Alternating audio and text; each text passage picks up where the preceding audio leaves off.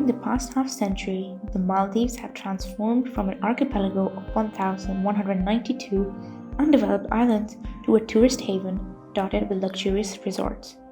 After its white sand beaches, crystal clear skies, and rich marine life were discovered in the 1970s, the Maldives began to see an influx of tourists.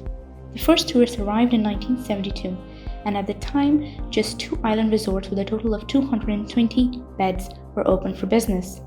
During the later half of the 1970s and the early to mid 1980s, the Maldives tourism industry became a significant contributor to their economy thanks to the growing interest of international tourists from Europe. Activities including snorkeling, scuba diving, jet skiing, night fishing, sailing, windsurfing, kayaking, kitesurfing are among the most important tourism items created. Travel and tourism around the world ground to a halt when the COVID-19 pandemic hit. Consequently, tourism, the economy's lifeblood, came to a grinding halt.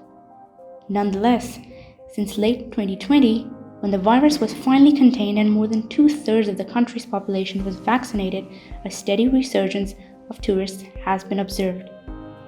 Following a record low year of approximately 500,000 visits in 2020, 2021 saw a surge to 1.3 million. Due in large part to tourism, Maldives was graduated from one of the poorest countries in the 1970s with stunted growth to the upper middle income group. The country now boasts South Asia's highest quality of life indicators.